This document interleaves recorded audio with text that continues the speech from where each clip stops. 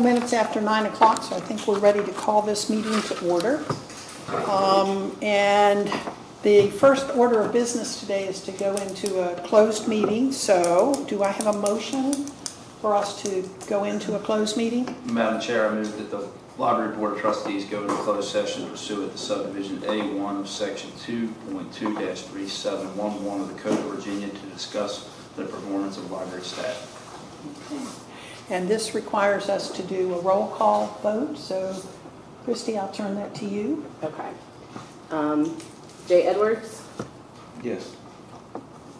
B. Johnson? Yes. R. Martin? Yes. J. O'Connor?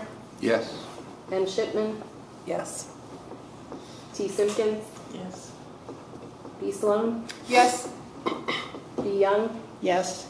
C. Schumacher? Yes. All right. In that case, I did call, and we have the room reserved down here, the same room that we used before, so we can head down there. And Madam Chair, we'll be back here at 10, right? Yes, we will be back here at 10. Okay. Okay.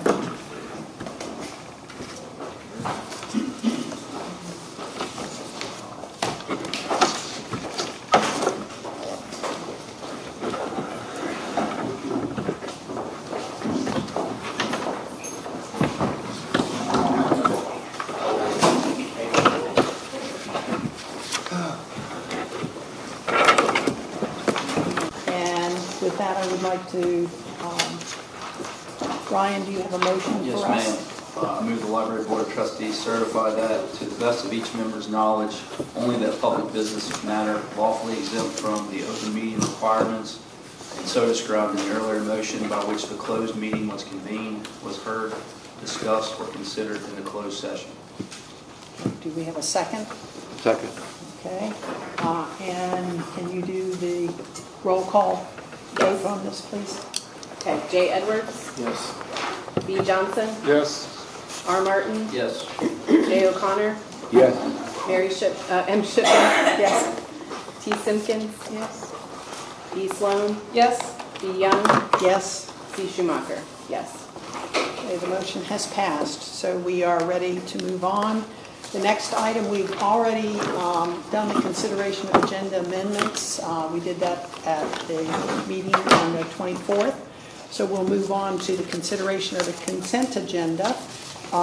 You all have the consent agenda items, and all of those items were given to us ahead of time. Do I have a motion to accept the consent agenda? I move. Okay. Do I have a second? Second, please. And then we'll do discussion. Okay. Did we get a second? Okay. Good.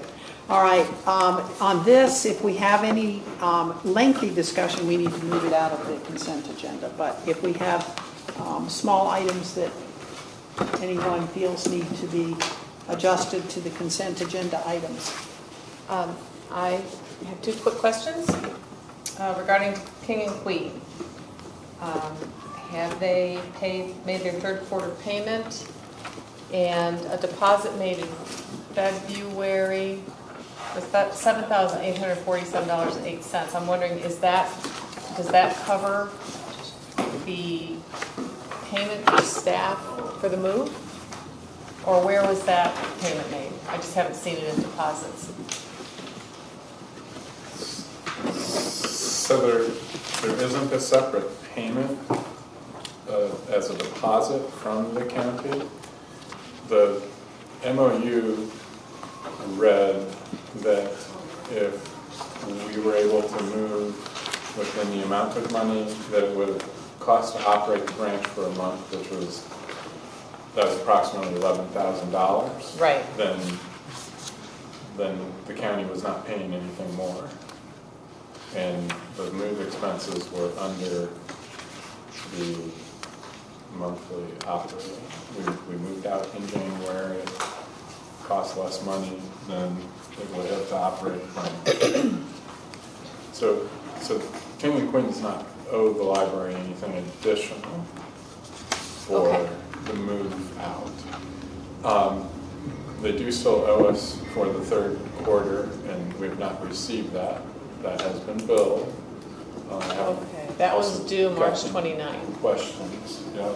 And Today is May 13th. I think we've sent a second notice to them about that. How much grace do we offer them at this point?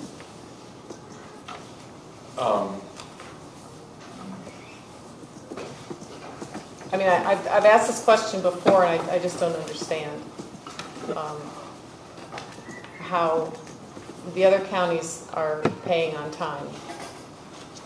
And I just don't understand why King and Queen continues to be delinquent without consequence.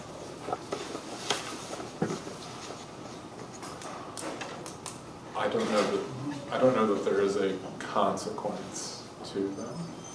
Well, then why should any county pay on time? Well,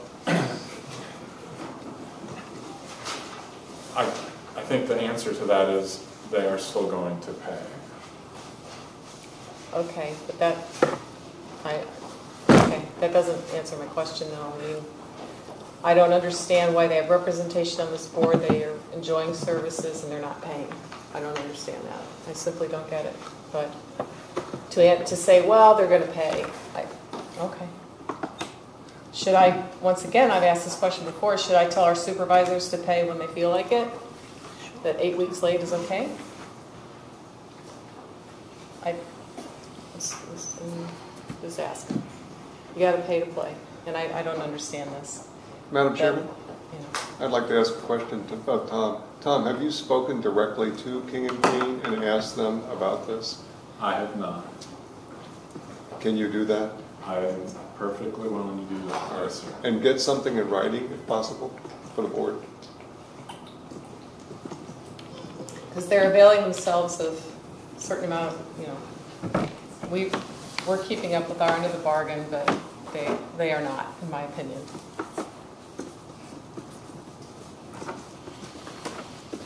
So that was my question. All right.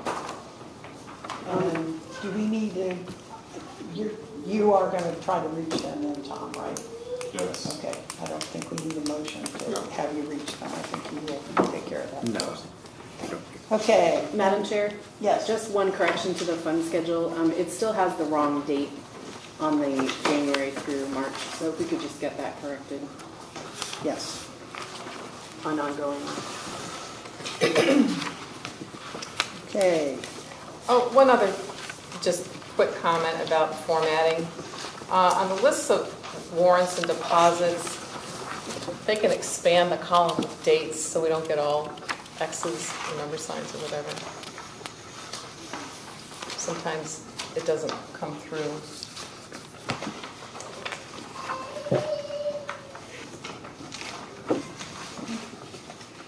all right. Any other questions, comments? We need to amend our motion to put the corrections in for the date. The motion was made by Mr. Johnson. Mr. Johnson. Okay.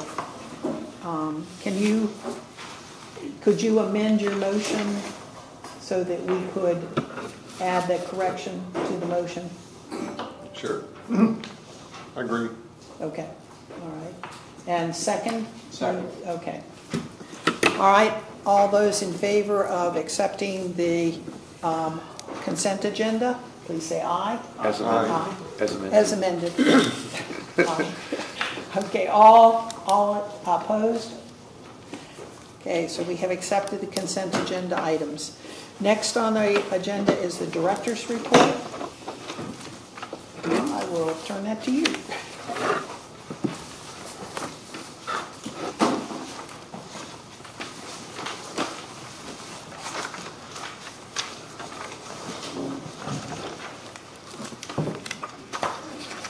Do you have this? Is that what you're looking for? I don't, I can speak You to can that. run that one. Well, I guess, yeah, for how much this is, I guess is the update, Okay. but,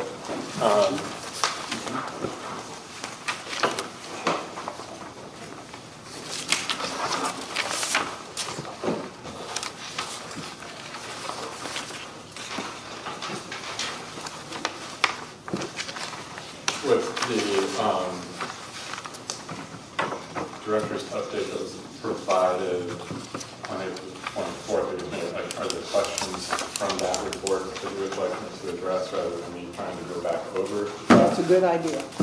Any comments or questions about the report that we received on the 24th?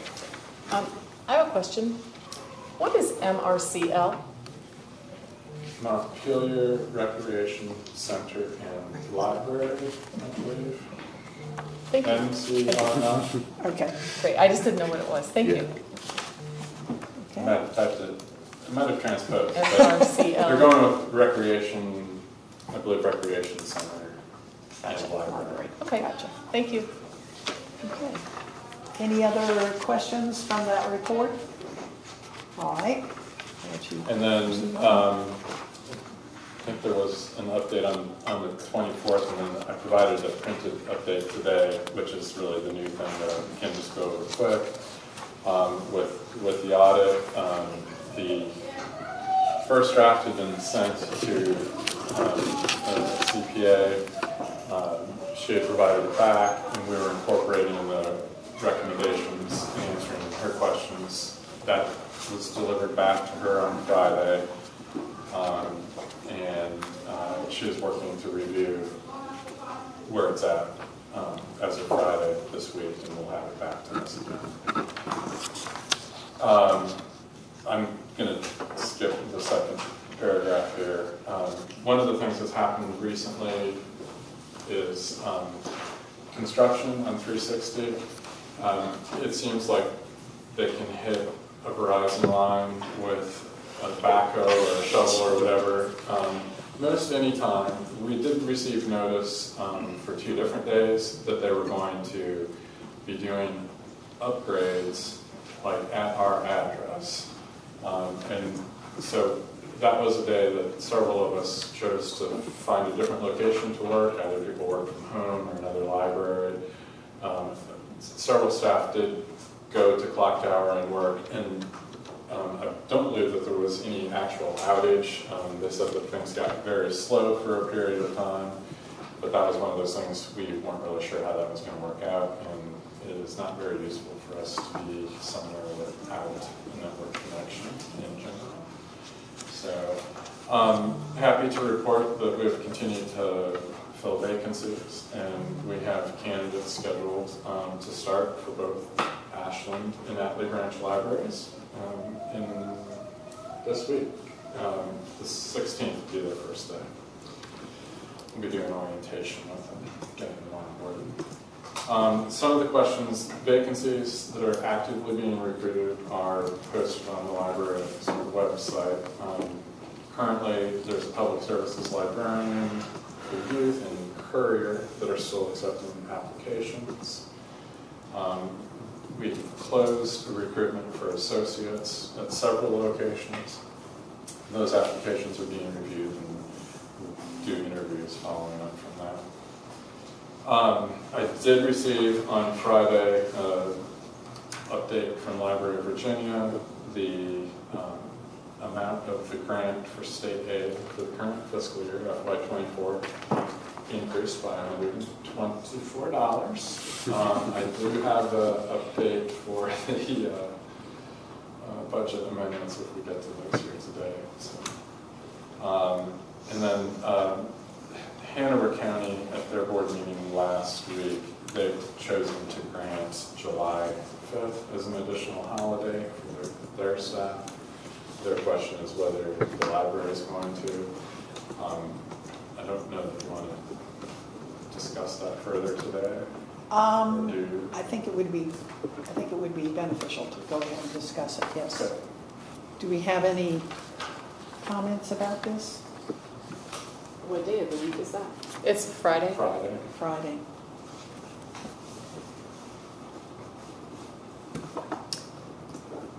So would the library be closed 4th And and 5th. 5th?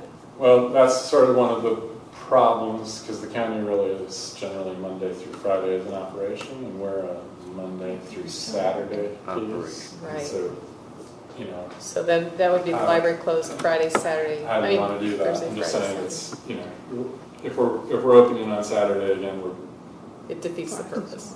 Yeah. a little bit, sorry. it's problematic given the differences. That's a tough one.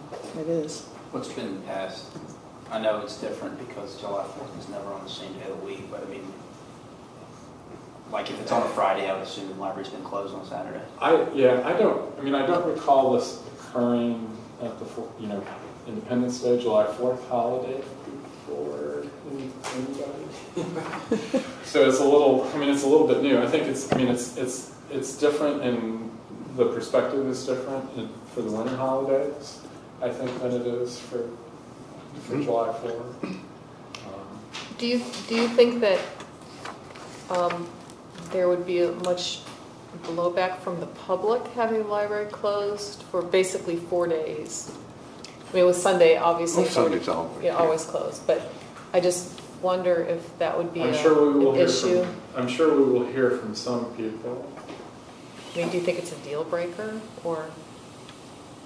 I don't think it's a deal breaker either way. I think we're just identifying the issues that we see with Right. it. This audio presentation.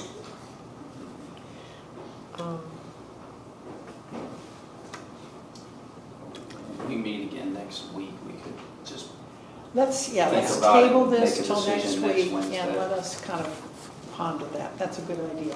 Good idea, Tom. I think that concludes my updates unless you have more questions. and I will, and Tom, we will face, quick reading this, we will face this in November and December also.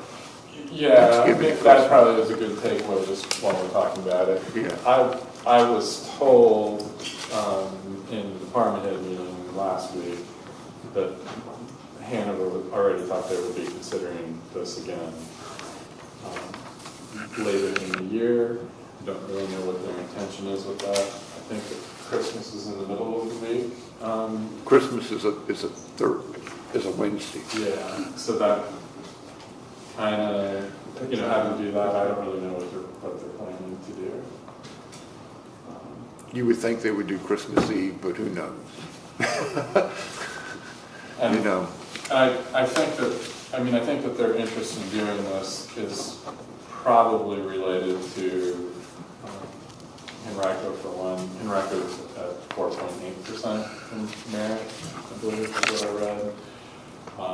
And Hanover is at 4%, and I think they're trying to provide some one-time benefits for folks to try to keep things balanced. I got you. That was not said to me, but I am reading that in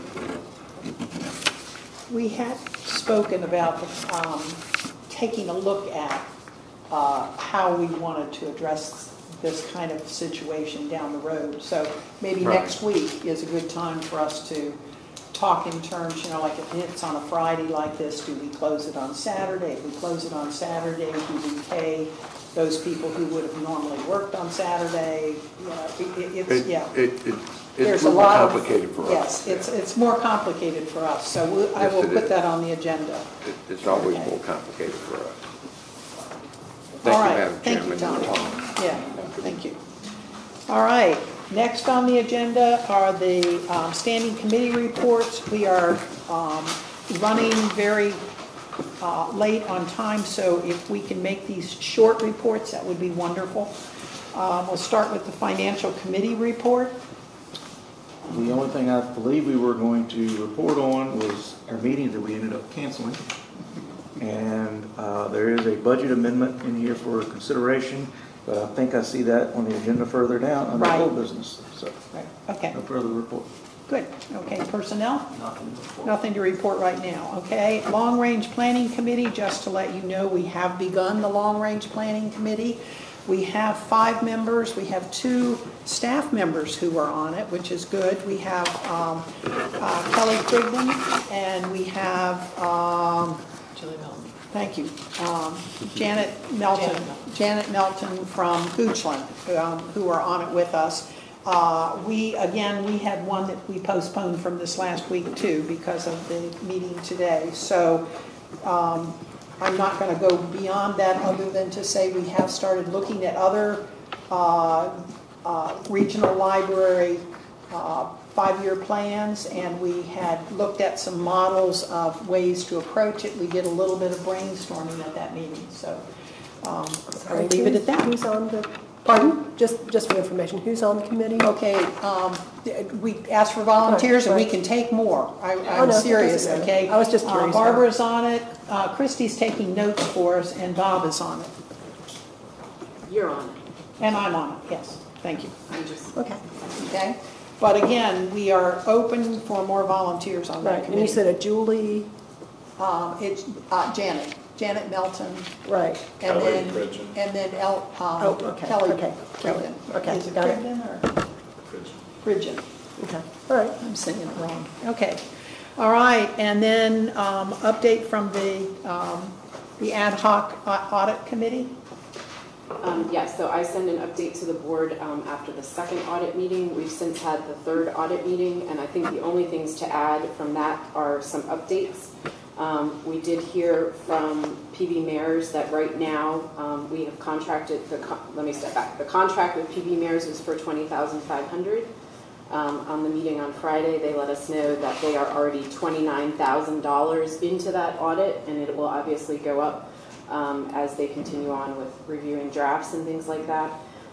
Their suggestion, though, was because this is the first year that we've worked with them and they're new clients, they're trying to learn about us and we're trying to learn about them, that they go ahead and split any overage 50-50 with us. That was their step towards us. And they're willing to write off 50% of it, and we would only pay for an additional 50% over what we need to pay at the end of that. We also asked for more specifics because, as I said in that email I sent about the first 2 audit meetings, Mrs. Shaver, our consultant, is suggesting that from FY24 on, PB Mayors help put the financial statements together. We asked about that and whether there was an estimate about how much that would cost, and they said less than $5,000. They would actually think it would be more $3,000 to have them put those financial statements together. She said that they have a client service group, which that's all they do is produce these nice reports for their clients. It would definitely speed up the process and timing with things like formatting and tracking changes and things like that. So that's the recommendation from Mrs. Shaver for moving forward and trying to estimate about how much that would cost. That, of course, would need to be written into our ongoing contract with them, which is obviously through the county. So. Okay. Thank you. All right, we are moving on to old business. Audit updates, do we have any? Madam Chair, do we need a motion to act on that request to split that cost? To split the cost? Do we need a motion on that? I don't think that you need to do that at this point because it was only a verbal call. Good, okay, I didn't think. We did ask Hanover County if they felt that that was acceptable, and they thought that that was a good recommendation from them. Good. It sounded appropriate to them. We will follow up on that then. So, okay, on to the old business with audit updates. Do you have anything more you would like to fill in on the audit update?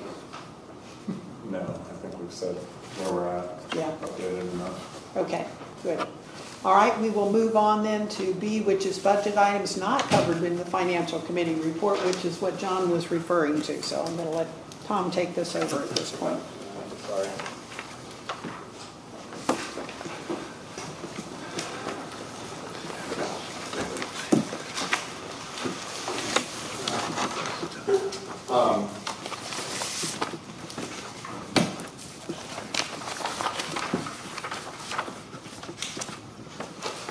The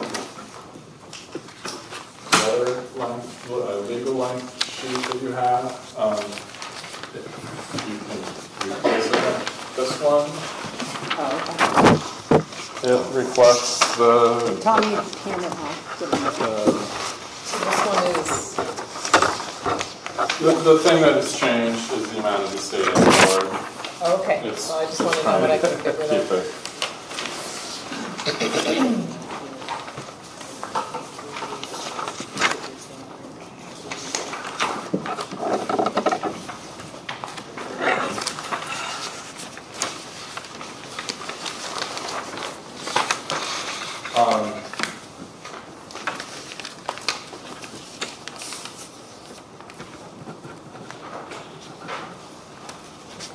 So, yes, the state aid is now 602,907.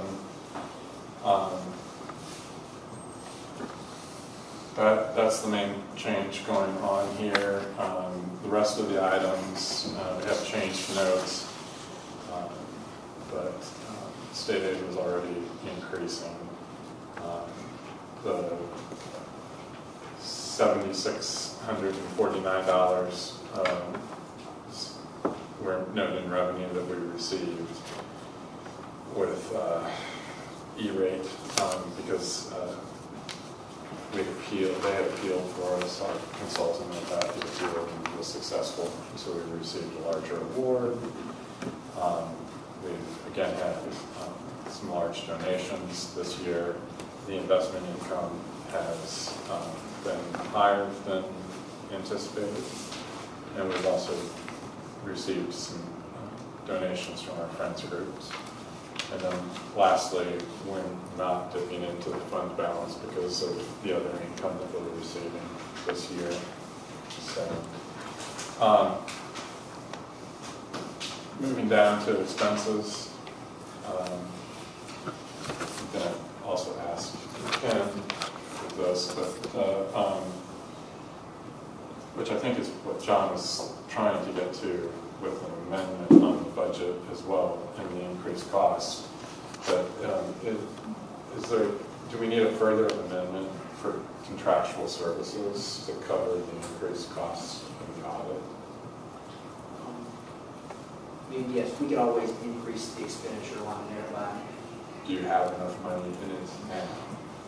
We would be very close. My recommendation would be to go ahead and we're estimating 5,000. Because we like it.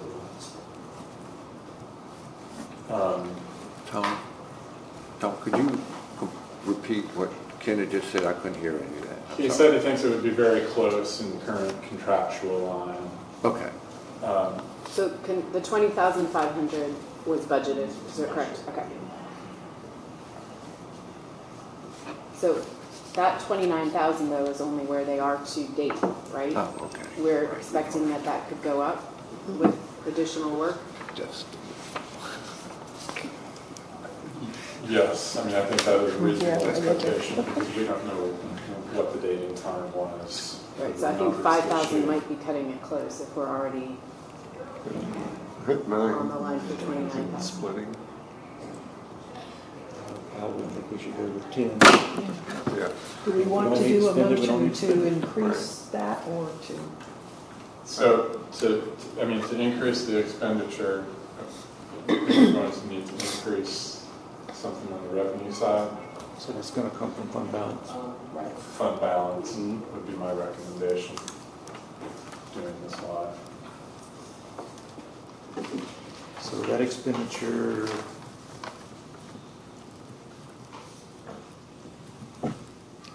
and here was increasing by 14, so maybe we increase it by 24. It's included in this contractual. Am I reading that correctly? So we're proposing additional. I was looking at the budget and my ears weren't able to. The proposed, in this document, the proposed increase for contractual was 14,000. So should we make that 24,000? Yes. And then pull 10,000 from fund balance to cover that additional expenditure.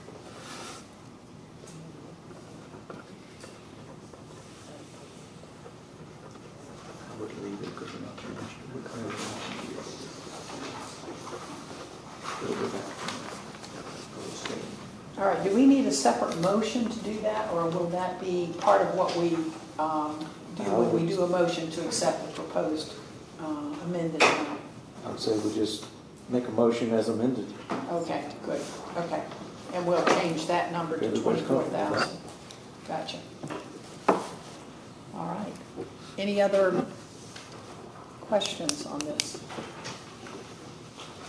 All right, do I hear a motion to accept the proposed amended amount? So moved. All right. Is there a second?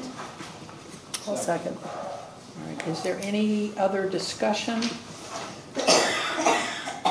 right, in that case, I'll call for the question. All those in favor, please say aye. Aye. All opposed? The motion has passed. Okay.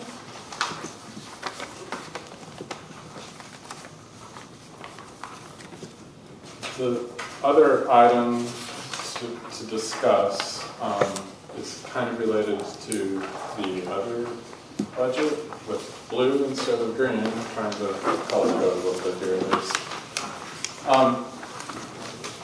The budget requests that we sent in the fall to the localities were based on the 5% merit. And Hanover, 70% of the operation went to 4%. I think they're expecting the library board to strongly consider following.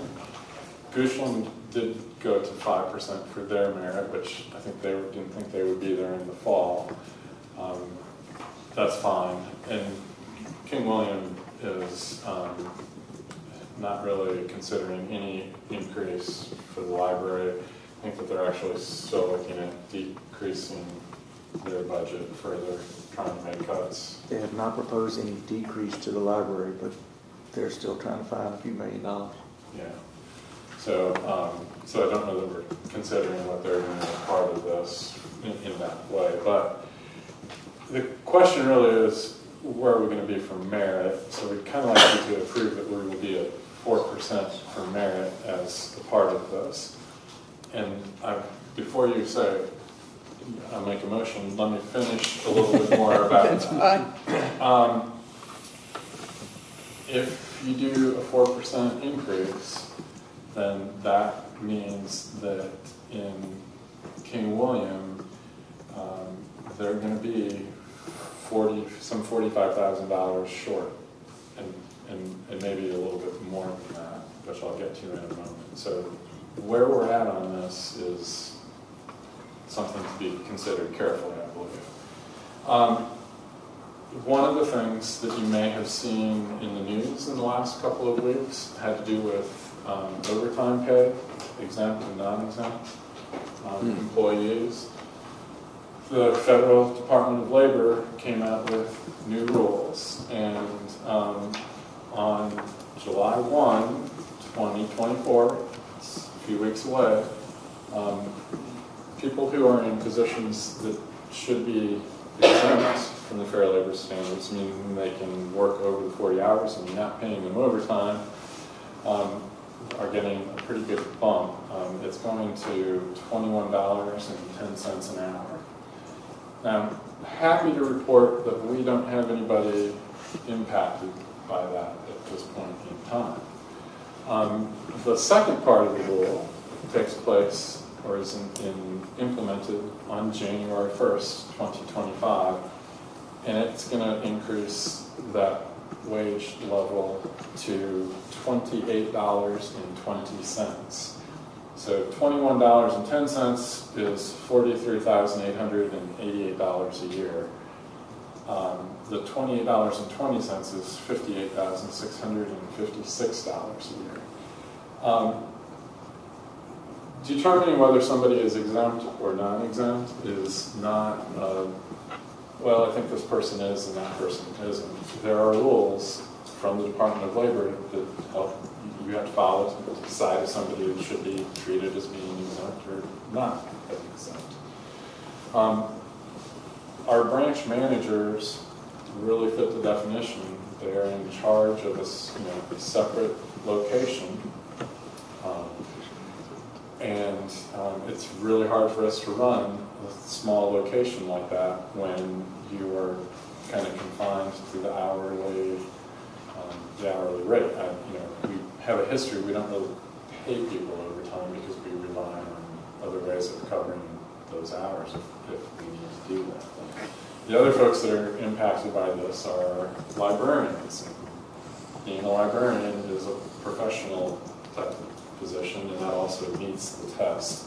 I don't think that we have a good answer to sort of saying we're going to make these people not non-exempt moving forward. I think they will test. I think you'll have some challenges with that. Kind of conveniently, that extra 1% between 5% merit that we asked for and the 4% that you might go to, sure does a good job of filling that. I don't know if, we've got to work that out with particularly with Hanover and Goochland to see if, since they already have passed it, if they can let it sit. It's not a lot of money back to them, but it helps us stay whole as we go into FY25. This is something that I knew they were considering it earlier. I did talk to Katie Dickens-Sheets after the department head meeting, and like, so what are you guys doing? She's like, oh, we're just starting to look at it. I mean, they weren't trying to figure it out ahead of time. The big impact is, of course, in the second 6 months, which is good because that's less money. If it was all 12 months, it would be a lot more money to give us as much.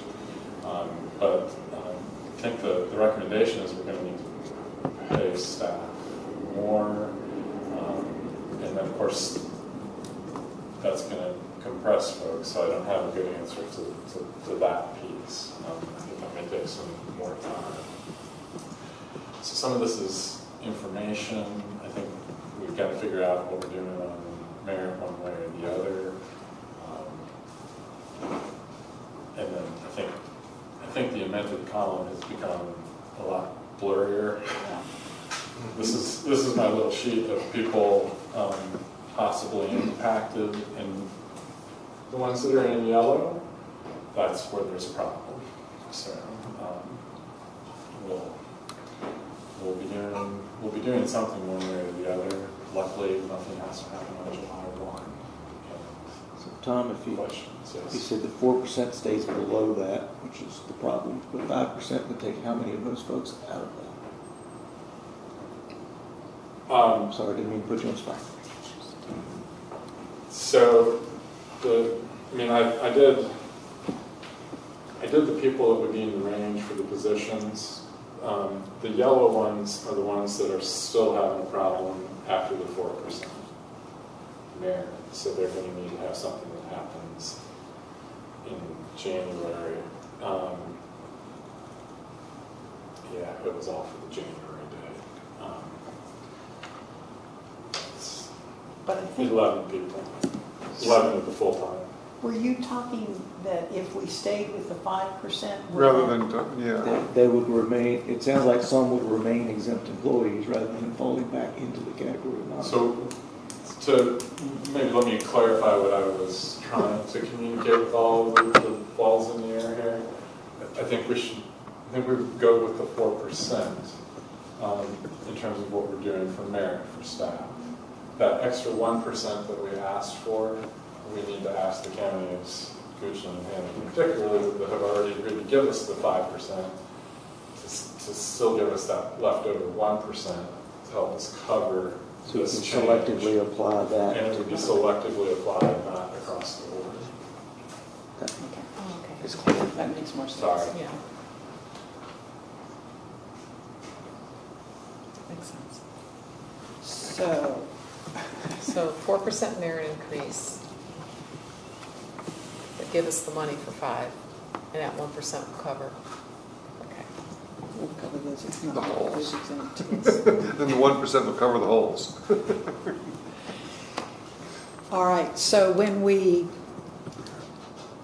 do a motion to accept the 4%, do we need to do the caveat that we continue to ask Goochland and Hanover to?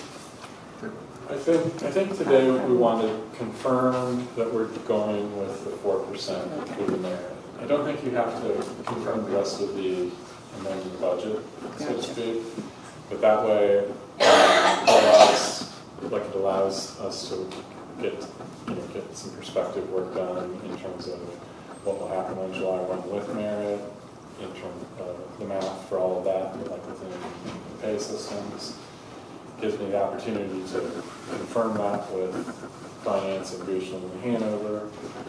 And then I think I'm hearing decent support to say, can you let us keep the extra 1%? Because we're going to have the same problem you're going to have Yeah. with all of this, and you've already allocated that to here. And then hopefully we can come back in June and pass the Gotcha. a more correct budget. Okay, so what we're looking for right now is a motion to do the 4%, accept the 4% merit. Okay. So moved. All right. Do I have a second? Second. All right. Any other discussion? Any other questions? Just about that, correct? Just on the 4%. We, Tom will go back to the divisions to talk to them about keeping the 5% in what they've already committed to. Am I correct on that? Yeah, that was what you were saying. Okay. Does everybody understand what we're voting on? All right. All those in favor, please say aye. Aye. Aye. All opposed? The motion has passed. Tom, I do want to make sure everybody understands that King William is not proposing to fund your budget request. They are proposing to fund it flat at this point, which would mean for them to bear their fair share of the shared costs, which they should. Their branch operations are going to have to change. That is correct. Now say that again then, okay? Each locality funds its pro rata share of the shared costs. Right. And then each locality is responsible for the funding of the operations of the branches within their localities. Correct. It would not be fair to the rest of the parties for King William to somehow get a discount on the shared costs because they chose not to fund it. So that piece needs to be made up first, and whatever's left from their contribution should then go to operate their branches, which means the brand newly opened West Point branch will likely open with reduced hours at some point, and the Upper King William branch would likely have reduced hours at some point. Gotcha. Okay, that makes sense. All right, thank you. Which would be a shame, but that's what their board of supervisors apparently is choosing. That is correct. That's what we're. Okay. Yeah, that's the pain of doing any merit, and now I mean we've got different amounts from the three. Will look to be the three continuing partners. How they're moving forward. So we're juggling, and I think it's really hard when you have somebody at zero. That's really hard to help with. That's kind of the issue we've been with King and Queen for year after year repeatedly, not being able to come our way at all. Is there any way we can get it out ahead of it, possibly going the same way as King and Queen? Like if we're already seeing these issues? I don't know. There was of the 4-person board of supervisors, 5-person board of supervisors, there are 4 brand new board members who have opinions on how the world should work, and it's not necessarily the way it does work. So they're struggling. Like I said, they're looking for a couple $1 million probably in their budget because they ran on a pledge of no tax increases, and you can't fund government in an inflated environment like that. So simple.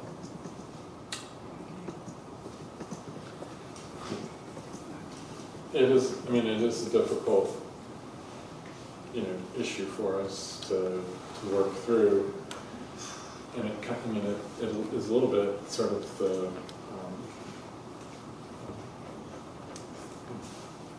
85% of the partners are moving one way, and one of them is not moving.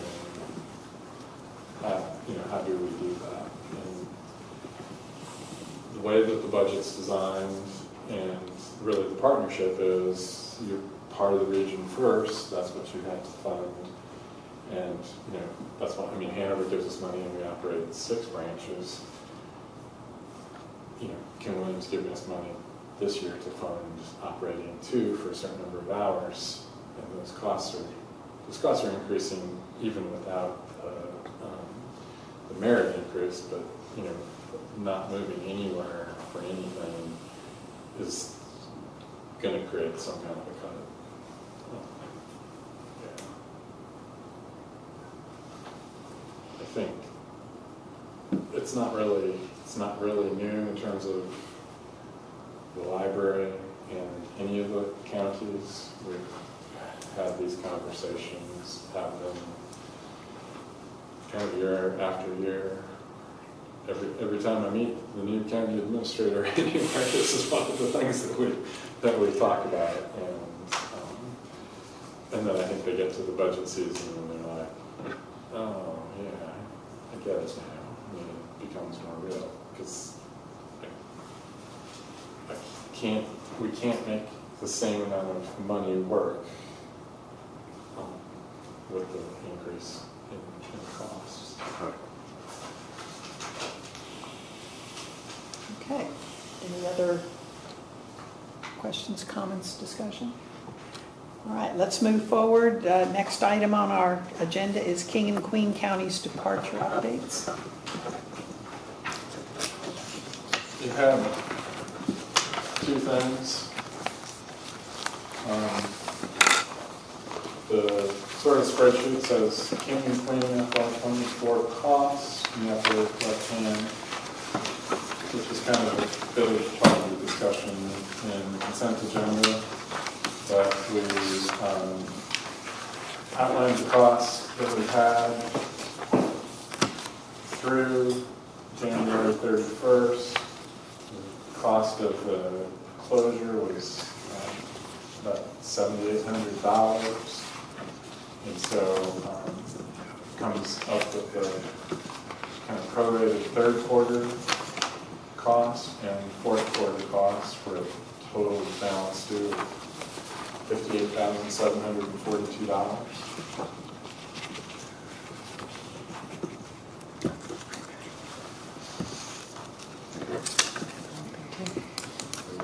Talk to them and attempt to collect. The green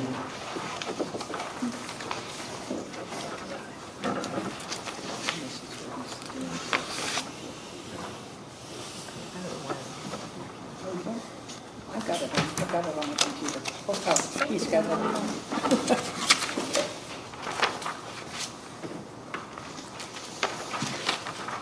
So the expenses were, they're pretty straightforward, I think. Sort of to Mr. Edwards' discussion earlier, what came on. So shared service costs, you got to pay all of that. What's left is income branches. We've never really gotten a budgeted amount from the county, or an approved amount by the board of supervisors. The MOU said they would pay the branch portions for 7 months through the end of January. As you remember, we were closed, we moved out, etc. Our total costs were less than the monthly operating, so we're not billing them any additional for that month specifically. But they had agreed if we had more moving expenses, They would have paid. that we just need them to finish and pay the remainder. So, is that good on the numbers side for? And you've agreed to go talk to them, so that's good. Move the top. And this is in the branches, our branches. Version slides of this are on the library website in the slider area. And this basically contains much of our draft, if you will, for what would be in the newspaper ad. We've got that ready to go to send to them. That's one of the MOU things. I think kind of the final thing that is left is they had wanted an ad in Country Courier, I guess. It's likely where it's going to go. And there's got to be some language for it. So we've tried to kind of posit this as positively as well. This is what's going on with our service, and King and Queen is trying to put together their new library and operating that, and talk to King and Queen for the library service in King and Queen. This looks nice. I think this looks good. And you're right, it does contain the information that needs to be said in a very succinct way. So I think this looks good. Okay, and I'm not trying to put you on the spot, Tricia, but is there do you have any updates as to what's going on with King and Queen themselves and how you guys are moving forward with your library? I think they're moving forward. They have a lot of programs going on. I mean, it's cars up there every day. Well, and there are books there. So. Not 8,000, but the shelves are getting full. Is there any update, I don't know, maybe Ellen would have an update, the regional agreement as far as the board goes? Because I know we lose now down to a board of 8, and that doesn't represent what's in the regional agreement or what would represent a quorum in our meetings. So I know that document has to change, right? Is there any movement on that? Right. So the first action that needs to occur is Hanover County, both Hanover County and Goochland have to vote. And King William already has, but Hanover County and Goochland need to consent to the withdrawal. And that should happen formally by resolution at a meeting very soon, at least by June. So once that is done, and once perhaps some of the issues with King William are sorted and resolved, there will be a regional agreement that will be agreed upon. I can't say at this point that the regional agreement will kick in on June 1st, and in fact, or June 30th when King and Queen pulls out. And in fact, the resolution that says we consent to your exit from the agreement actually says that the parties will continue to operate under the existing agreement, disregarding any terms applicable to King and Queen. So we've got ourselves covered to continue working under the current agreement, just with everyone knowing that we are disregarding terms relating to King and Queen County. So that's not the most elegant fix, but it's a way to sort of bridge the gap between the departure of King and Queen and then the remaining parties' adoption of a new regional agreement. Does that address your question? Yes, ma'am. Okay, thank you. Okay. Any other questions about King and Queen at this point? All right, in that case, we will move on to the next phase of our next item on our old business, and that is the construction, movement, physical issues at branches. So I think first and foremost is that the new West Point branch is open, operating. I think this is the second week that they've gone by. Pretty fast. Yeah, I think it opened a week ago, May 4th. May the 4th be with you, yes. So that was not a grand opening, just, we opened the doors and did business. I believe that we had about 100 people that came in the door. We're open 4 hours on Saturday. People just, kind of excited, happy to come in and take a look and see what we've got. And so things are up and running, going well. That's pretty much the story there. Montpelier has a lot of progress. They were supposed to be at substantial completion at the end of April, and I don't believe that they made that date. And I'm not positive even today that they have. I've heard that there may be some other delays kind of coming, and I don't feel like I'm the spokesperson to mention what those are. I was just going to ask you, so I guess I won't ask you. But if Mr. Taylor were here, I'd be happy to turn that one over to him. But there may be some delay. They were looking to try to be complete at the end of June. So we'll see how that goes. But the inside of the branch, carpet and wall treatments and tile and all those things are moving right along. They've had a lot of land work outside that was kind of delayed and fairly wet, working some of that stuff out. Right. It is certainly continuing to move ahead and see good progress. And they want a complete project before they have the opening, of course, right? Oh, yeah. Oh, yeah. Yep. That makes sense. Yep. That just makes sense. Okay. Thank you, Tom. Upper King William is kind of maybe one of the other facilities that we are seeing some challenges with, and we're still trying to work out with the son of the previous owner, well, he passed away in February. His son is helping his mom with operating it, but we're still working through trying to get these ADA issues addressed. I will say that he's also been very good to work with. He had an engineer that he was trying to use to help with the parking lot that he's used before, but the person wasn't very responsive. And he pretty quickly moved on to somebody who could be responsive. So I feel like he's helping with things. The HVAC is a problem in the building, and we're still trying to work some of that out. So, is there any movement at all with at one point they were talking about another piece of property that they might look at? That does not seem to be an active project in King William anymore. Okay. All right. Any other updates? I think that's the main. Good. Are there any plans for a grand opening at West Point or not yet? Well, we're deferring to the library. We'll coordinate that. We want to make sure, one, we need to make sure it's complete. We're still waiting for furniture, some furnishings, AV equipment, and so forth. I think we'd like to see all of that get done before we... It's also a little awkward. I mean, obviously the Board of Supervisors of the county would be invited to participate in that. To have them come and preside over a grand opening for reduced hours would be kind of awkward. Yeah. Trying to figure that out.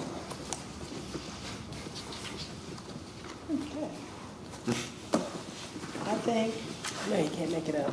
I think we're ready to move on to the next item, which is the report, the second version of the report that we had asked for from the PRL staff on how to differentiate between elementary and middle grades for books within the juvenile section. And in the meantime, as we talked about this, and I had several different people who had comments about it as we talked, and so what we have done is I extended an invitation to Jeff Huff to see if he would do a quick presentation for us to outline how new books are selected, purchased, and categorized.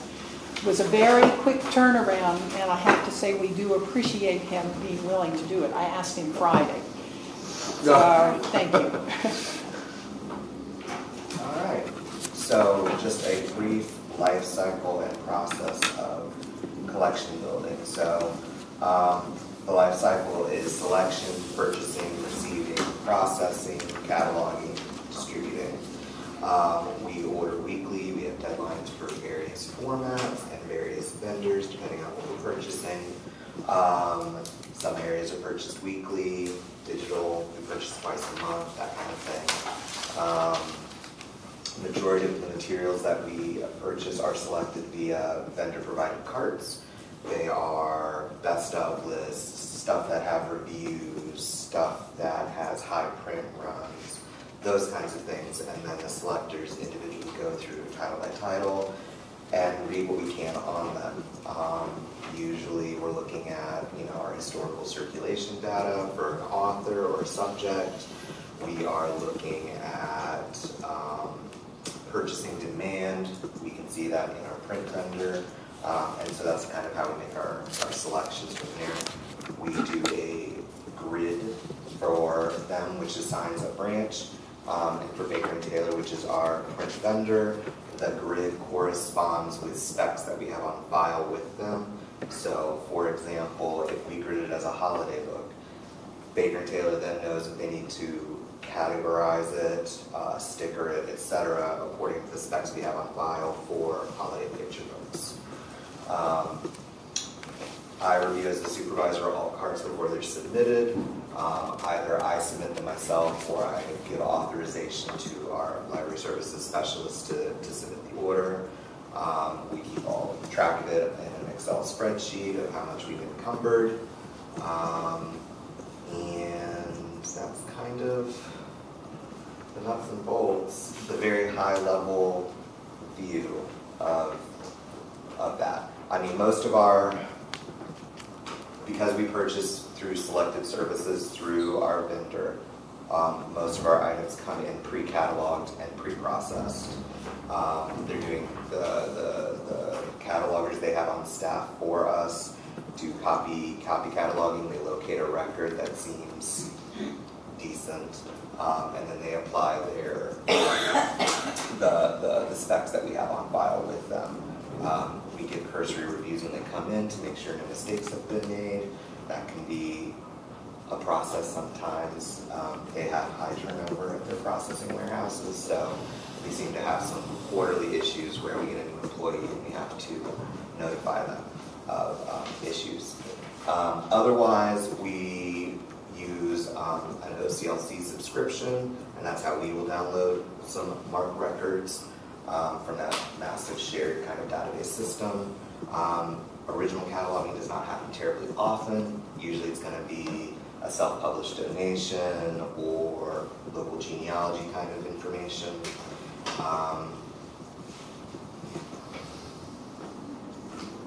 Any questions? Do you have any questions? Since I wasn't quite sure what all we were looking for. Baker and Taylor provides, you said, with a weekly cart? Is that what you said? So we get a variety of things. We have a monthly automatically yours card, which is what used to be like a standing order, but now it's just a notification card. We get that monthly. We get a monthly booking ahead card, which is stuff that they're projecting in the next 2 to 3 months to be super high demand.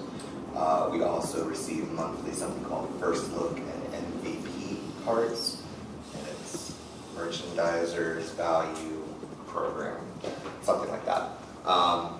So the First Look and MVP cards we have, my understanding is that it's based off a variety of elements. So again, print run, demand, potential for reviews, but not always reviews. I think particularly for the MVP cards, they're trying to find stuff that, you know, would probably be of interest to libraries, but don't necessarily get reviews. Because as I'm sure you know, there's thousands of books published every month. Very small portion is getting reviewed. But it's things that they have established. And so there's thresholds, like if it's published within this time frame and with this print run, how many overall you want to review in your cart. Can't give you more specifics than that. It's been a few years since I reviewed that with them. I can say that we are okay with the number of titles we're getting to review each month. Did that answer all of your questions? I'm sorry. Yeah, no, Okay. it's very helpful. Thank you. And then for AV, we also get various, from Midwest Tape, we get DVD, audiobook, and music cards. And again, it's based off of various thresholds and criteria. So I get like a monthly foreign language card, films in foreign languages. We'll get feature film. They're above a certain dollar value at the box office. We'll get a card of those kinds of things.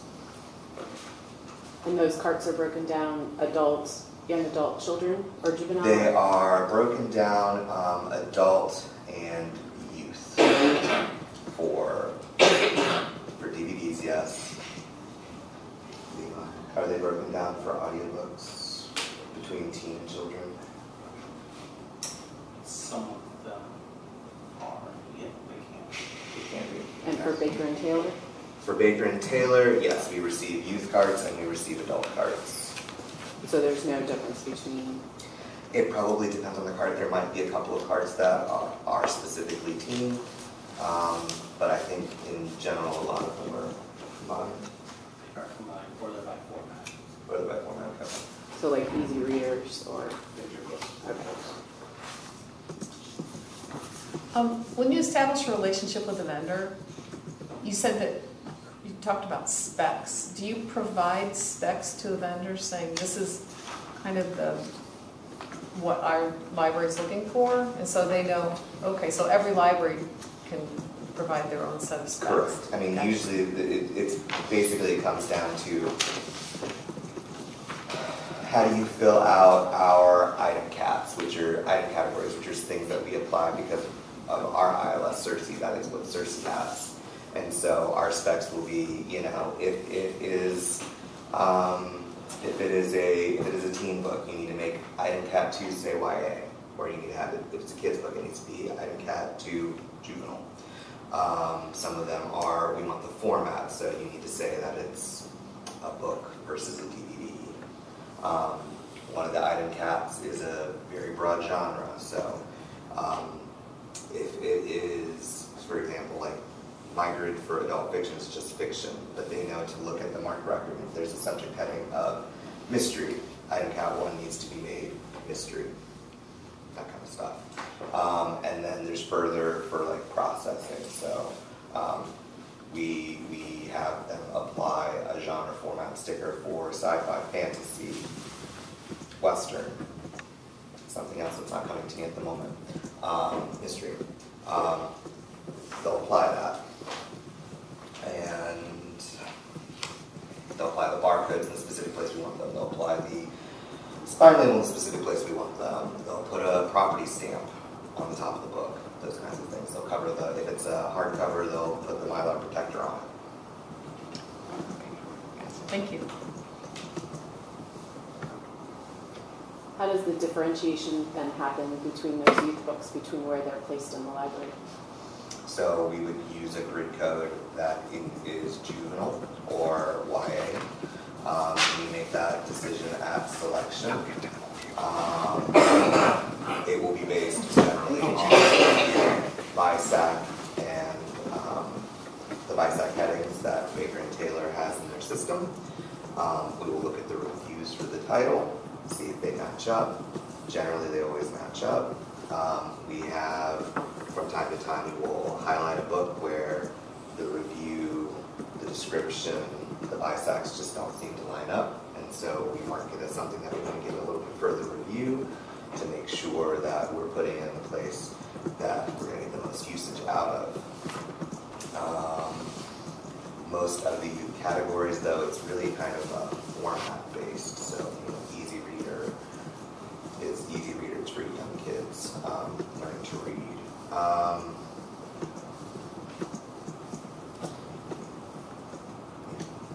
We just have the three overarching audience levels of adult, juvenile, and teen. One of the items that came up a couple meetings ago when we were talking about books and some of the studies that had been done, one of the studies that someone brought up, and I don't remember who brought it up, was about having a balanced collection where, you know, you've got two different sides, and is that one of the criteria at all that we give them to, you know, that we would like to have it balanced, you know, It's not a criteria we would necessarily give to the vendor, but I mean the material that they are providing to us is just kind of like what is being published within the certain parameters that we provide. Again, based off of those publisher runs, that kind of stuff. We have the ability to get like more curated, I guess, notification cards. So especially in those like MVP categories. So for example, since I do adult, I get like an antiques card because that's not going to get a review. That's not going to get published. You know, it's not going to get a high published demand. So I do that to make sure, you know, I'm at least looking at antique books every so often to see if there's something that, you know, is going to resonate with our patrons. I do urban fiction because it's not an area I know very well. So I get that so I can see what's coming out and see what is looking popular. In general, though, we don't have as many of those that are so narrowly defined. It's just kind of general cards. and we just try our best to make sure we're purchasing a variety of areas. So back to the, I guess you said that the books come in adult or youth.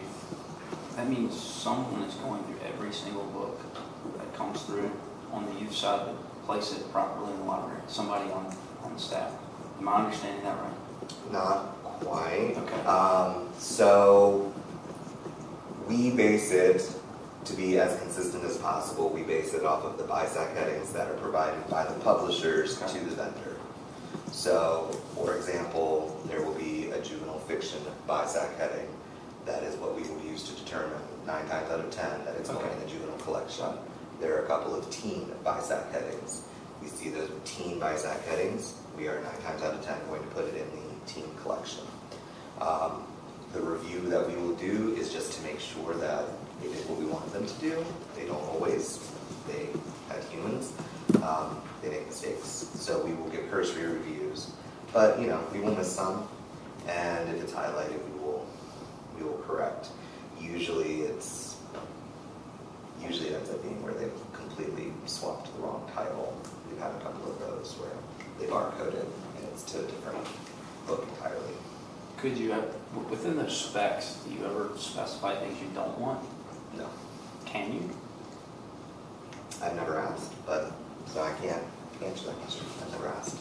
But no, we do not have anything where, because again, they're just sending us carts of material. Right. And we are then reviewing from there. And that's a service that they provide in doing the cards, from what I understand.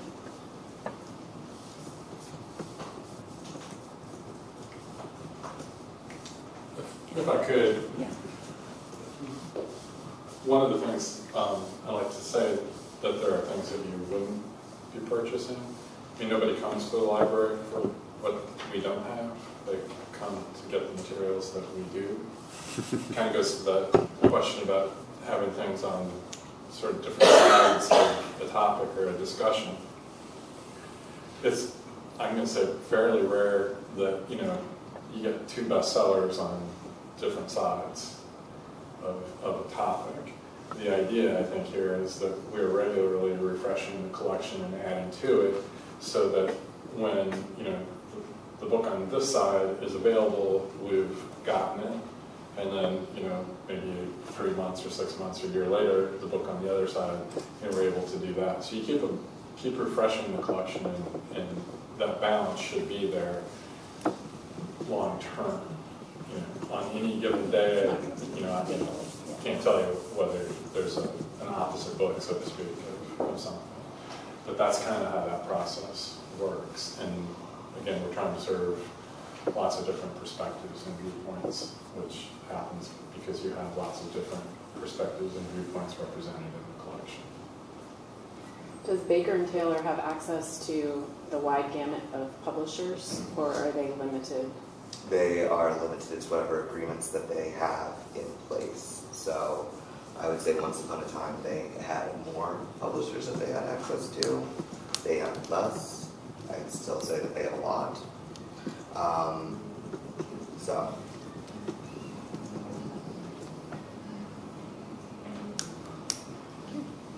Any other questions? Thank you so much for doing this. We appreciate it. Okay.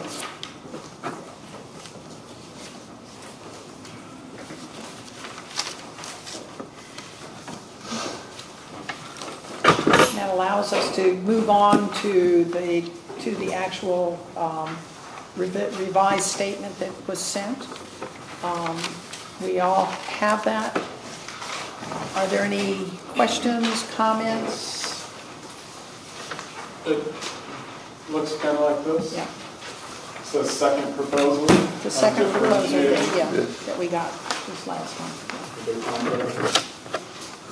Yep.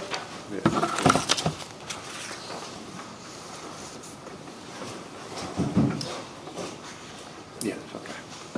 Okay, I have a comment that I know on the third line down on this recommendation 2, it says the library cannot label titles based on content due to violating First Amendment rights. I struggle with that comment because of, there are different levels of the content that, and I go back to my education background, but if we were going to be teaching about chemistry in second grade, I'd probably talk about the fact that we live in an ocean of air, which I got that comment from you, I thought that was a good one, and that in that ocean of air we have oxygen and nitrogen and so forth. But if I'm teaching that same kind of content to 11th grade chemistry, I would be talking about the periodic table. I explained the organization of the table, why the different elements are in the different places, what the different numbers on the each element represent, and so forth. So it's content, but you got to look at the level of the content, and I think that it concerns me that we're not talking about content as one of the criteria. Well, to kind of respond to that, I guess I'm going to say fairly directly. Those terms that you're talking about, teaching science, those are fine for that.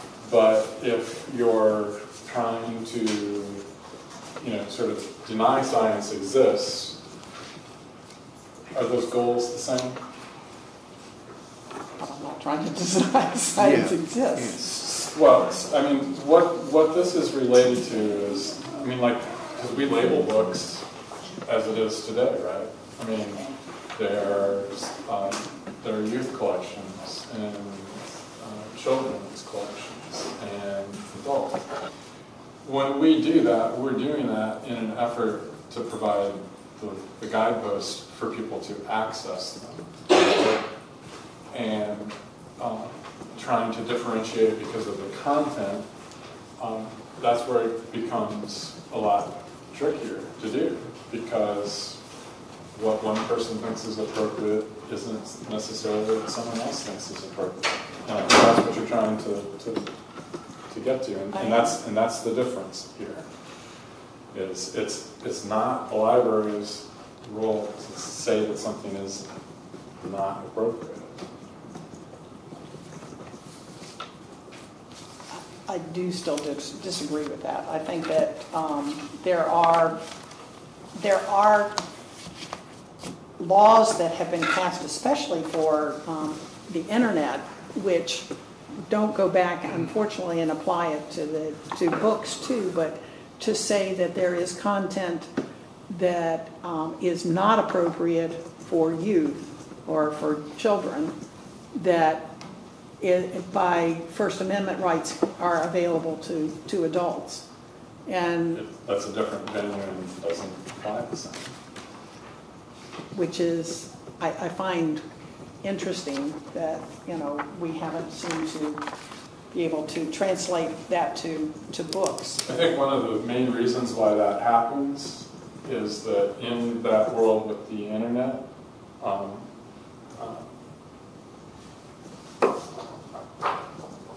in the published world, you have to consider the entire content of the material.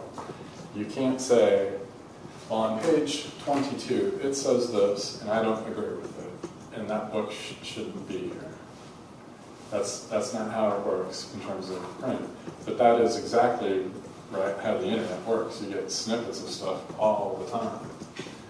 And I think that's one of the reasons why they moved that way.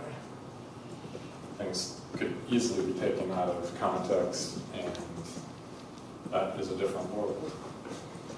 But this is this. And I do know that that's the law. I do know that. I'm trying to help with Yeah. the difference is all. Yeah. I'm sorry, I didn't mean that it wasn't that you knew, but that's pretty hard to pass along.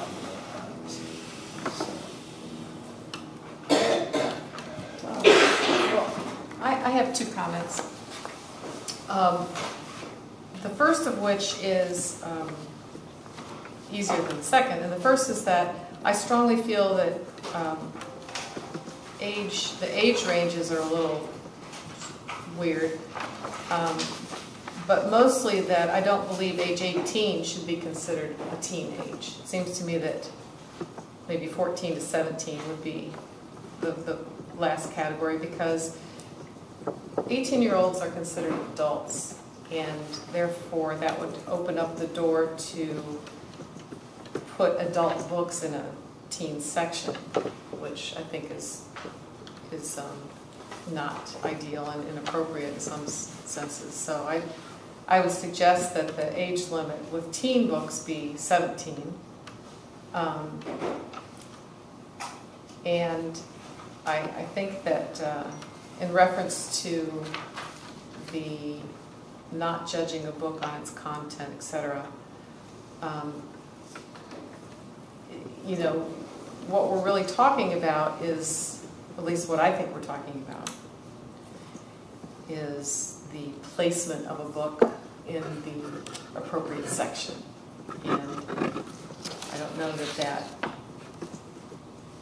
the reason that we're doing that is not because of what's on, well, actually the reason we are doing that is because of perhaps items that are in the book that are wholly inappropriate. And we're referring to sexually explicit items in particular. At least that's the discussion we've had. And getting those books in, just not out of the library, but into an appropriate, age-appropriate section. I don't see that violating anybody's First Amendment rights, legal precedents, or professional ethics. I think that is, on the other hand, it is very ethical to do that. So I do believe that we should take a really long look at just placement of books, not removal, but just placement of certain books that continue to enter our libraries with very sexually explicit material that the kids are looking at. So could I ask a clarification question? Or did you want to respond to that? I did kind of want to respond, if I may. So I think that's, I mean, taking further action with these differentiations is going to come up with more things that are kind of not ideal. I don't disagree with you. Someone who is 18 is an adult, but someone who is 18 can also be a high school student. And that's why, you know, I mean, there are some things where that really applies, sort of hard and fast. You can sign up for the military at 18. I don't know that you can do that at 17 without your parents' permission. But it was in my day. When you're talking about what people might read and be interested in that way, access to these ideas, you know, I think if you're 18 and on your own, then, you know, your parents may not be influencing you the same way. If you're 18 and you're living at their house, you probably have more influence, even though they're 18. Those differentiations are going to be very broad, and they're not going to apply in many specific cases. You know, we're talking about grades here, and you know, 12th grade is part of public schools. So that's, I mean, that is why it's included. Yes, you could be, I guess you might be 16 even, 16, 17, 18 to be a high school senior. Maybe 19 if you're held back. I still think that it sets a very unhealthy loophole.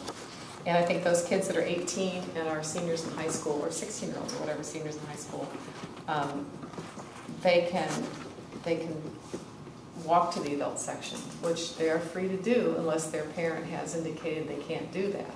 And that's another whole discussion. But I'm just simply referring to the placement of these sexually explicit books, and that no sexually explicit book that should be in the adult section is placed in the teen section because it says that teens are 18 years old. Because 18-year-olds are considered adults in this country. That's all I'm saying. I just think that's a loophole. And it's an easy way to get inappropriate books in a teen section that should be in an adult section.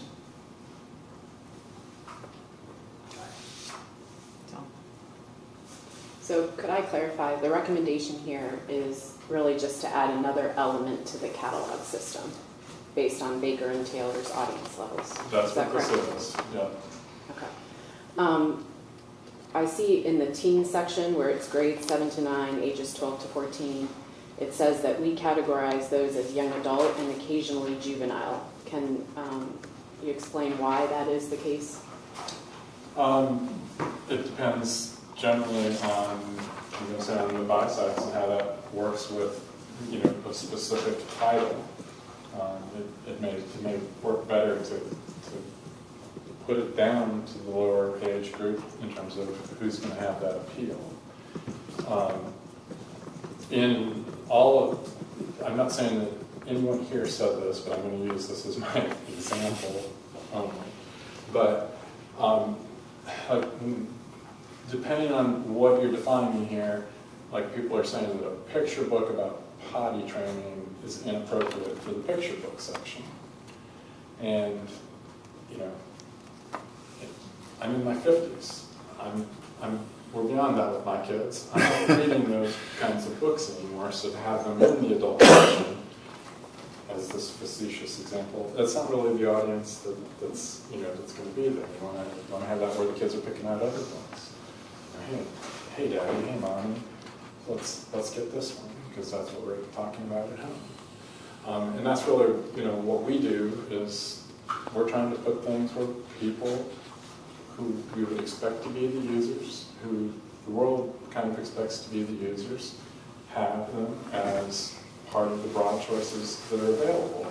And rather than us trying to make a decision of whether something is appropriate or inappropriate, we're expecting the parents to make that choice. So when the BISEC codes, is Baker and Taylor using BISEC codes when they put their audience levels together? I'm just trying to understand why some of those books are ending up in the young adult section and some in the juvenile section.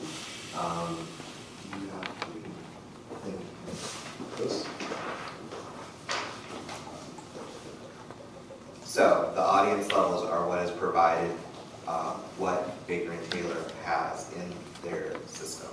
They are linkable things for us to find more based off of that hyperlinked audience level. Where they are coming up with those, it's not something that I'm privy to. But I'm just, That would be their level of consistency to be able to do that.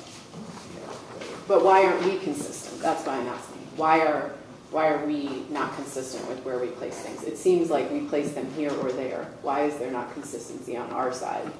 That some of their books that they categorize as teen end up in young adult and some end up in juvenile. I think that we strive to be most consistent. Yeah, we strive to be consistent.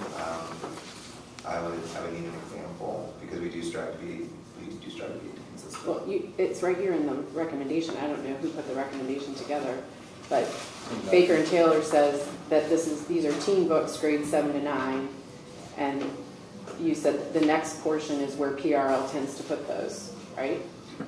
It's always to cover my bases. I can't give you an estimate of how much would be occasionally juvenile. But in general, those two categories, it's going to be placed in the teen section. Okay.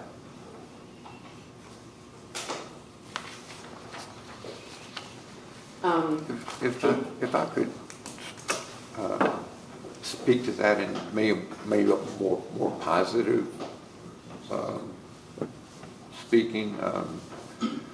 I wasn't a teacher, but my wife was a teacher for 32 years, so and taught at elementary level. And I know in elementary level, she had classes of normally 27, 28, and she would have readers all different levels in that classroom. And some would be at a higher level of picture books, and some would be in early readers. Yeah, I don't think that's exactly what we're talking about here, but and I think, trying to see that as, I know there's danger here too, okay? Trust me, I understand what you're addressing, but there's also positive here. it recognizes the fact that you have a third grader that could be reading at a fifth grade level. Or maybe be more mature. Be more mature. Than a typical Right. third grader. You know, I'm not trying to diminish your concern at all. I'm just saying they're books that We're talking about grades 7 to 9 at this point. The section I asked about is grades 7 to 9. Okay. While we're placing them differently. Yeah. Has PRL considered having a middle grade section as a separate section in the library? I mean, we have in the last year and a half, 2 years, we don't really have good criteria to make that happen. We've asked at neighboring systems that have that. They also don't seem to have criteria for what they're creating. I believe they say it's a display. And we don't really have lots of extra options in terms of shelving and floor space and places, you know, to do some of that. I mean, you've provided a criteria here, but suggested we only add something to the catalog. So I personally, I don't believe adding anything to the catalog is helpful. The catalog already gives grade recommendations. We've linked to novelists, which also gives recommendations based on reading level and things like that. I think what would be helpful for parents is something very tangible that's visual, which for me is either having a section for middle grades, and there are, from what you said, even Baker and Taylor gives kind of audience levels, or having some kind of way of demarcating which of those books are for older children. Whether that's another sticker like you do with graphic novels, something that's tangible for parents that they can look at a moment's notice and say, oh, this one's actually recommended for this age group.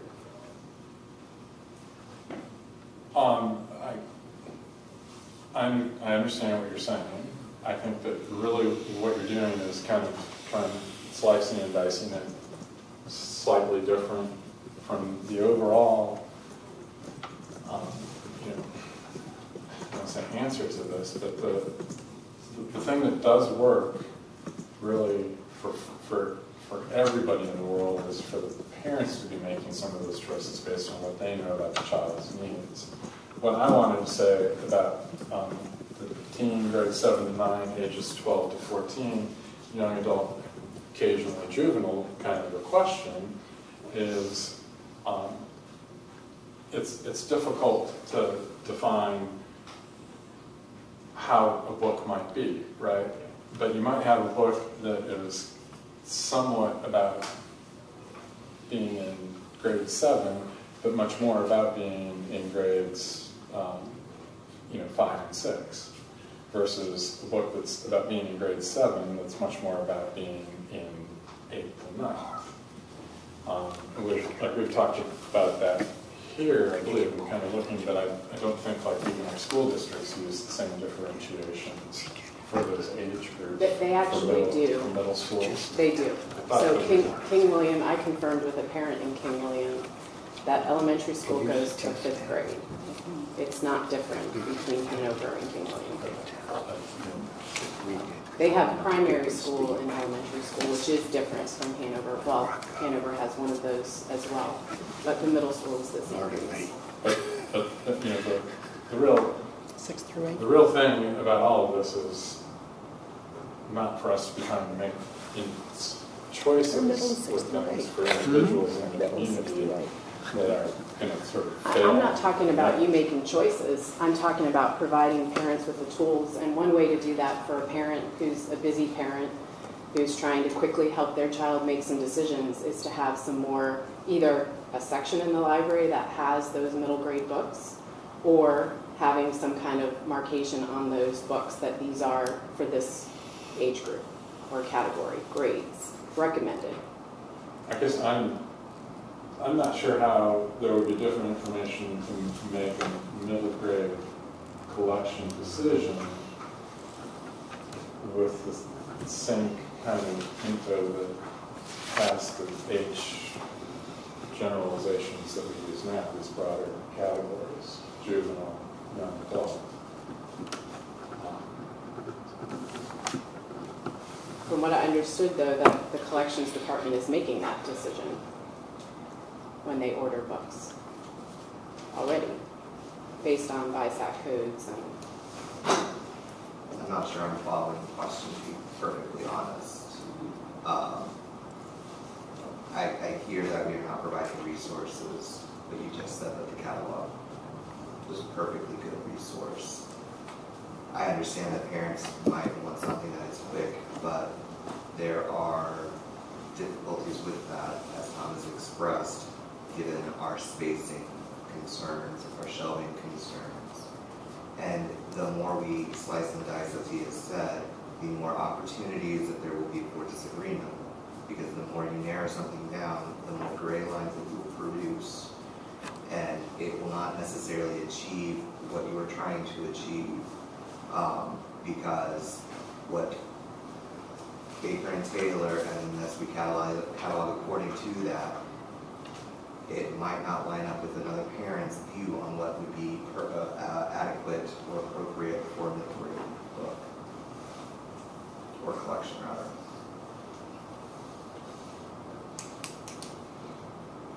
We're not talking about somebody coming in and having an opinion about where they place a book. We're talking about using some of these resources to have a middle grade collection. And the only thing that I've heard as a reason for not doing it is a space reason, or a floor space reason, or a shelving issue. Those are real. As we've talked about before, they're real, but we're not adding any books to the collection. Those books would have to be added someplace anyway. So the argument that there's not enough shelving, I don't understand, because we would be taking books from one section and having a middle grade section. I think whenever you try to delineate something, I mean, we don't, and we've gotten away from that, like science fiction or westerns are now interfiled with fiction. We don't have those special collections because you do have to have more, like a buffer space to do that, or you should, to make it more, if that's what you're trying to highlight, to make it more visible. I mean, you're wanting them to be physically marked, sticker. I'm trying to stay away from label. You want them to, it doesn't help, right? But you're suggesting a sticker for things that would fit this middle grade definition. I'm suggesting a way that parents can quickly look at a book and say, okay, Baker and Taylor said this is good for grades 7 to 9. Well, I have a 4th grader, so maybe this isn't a great book for them, right? And it's not, they have to go sit down and look it up in the catalog and do research while their 3 kids are running around. But they can actually look at the book and say, oh, okay, I think I can make a decision on that one.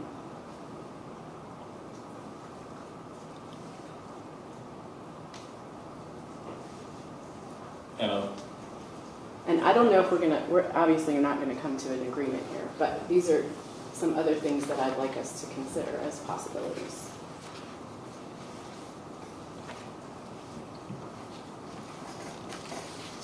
And just so,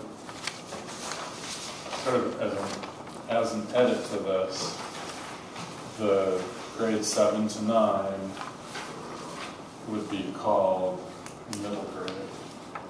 Well, right now, you said those are your young adult, except for a couple juvenile, right? Those are still young adult, grades 7 to 9. Right. Well, that's what these audience levels are with this other additional delimiting. So I would say your middle grades are going to be your grades 4 to 6.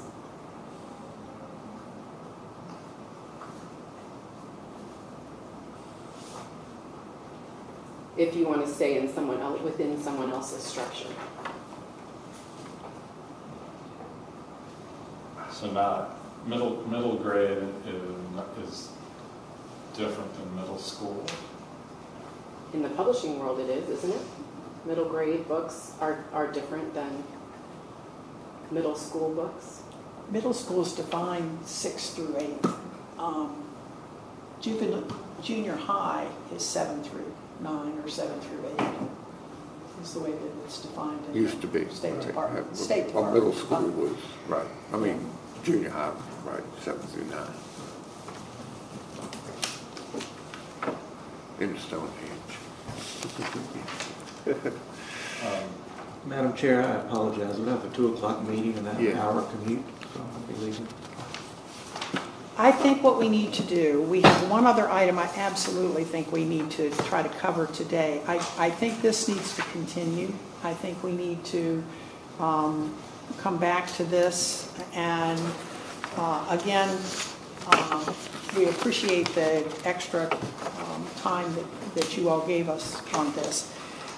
The one thing that I would like to move on to cover very quickly if we can is we talked about the collection policy, our collection review, and we have received an offer from Ellen. And Ellen, I don't know if you want to, I did share that with the board, and I think that I'd like us to at least try to make a decision on moving forward with that, with your help.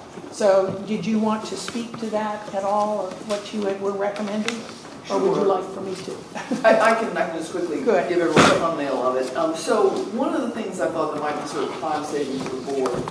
Oh, I'm sorry. Absolutely. I can hear from there. Okay, I'll try to get my voice out. So one of the things I thought might be time saving for the board was if, in the policy review, the library has a lot of policies. And so one thing I was proposing was for me to take a look at all the policies and categorize them in a few broad areas. So one might be, like the policy that was dealt with a couple of meetings ago, which dealt with the security. We made a few word changes, we corrected a statutory reference, and that was it. But that took some time. That took you all a little bit of time of word changing here at the meeting. So what I was proposing to do is take a broad view of all the policies and sort of categorize them, like I said, maybe 3 or 4 different areas. One would be the simple stuff. So this is just basic administrative stuff that I can probably make changes to, update, work with the library staff to develop revisions to. A second might be more complicated, challenging things. I would still work with library staff, but I might have some substantive changes based on changes to the law, or maybe some improvements that we can make that would be based on legal considerations. The third would be policies that are more hot button and more important to the Board of Trustees. For those policies, I would sort of again identify those and say, these are the ones I think you all would be concerned about. For those policies, the best approach might be for you all to give me your thoughts. In other words, to say, send me bulleted comments. Ellen, here are our principal concerns about, say, the collections policy. And basically share those concerns so that I can get a broad view of what the Board of Trustees is concerned about. I would then try to rework the policy to capture and address those concerns, and then bring that back to you.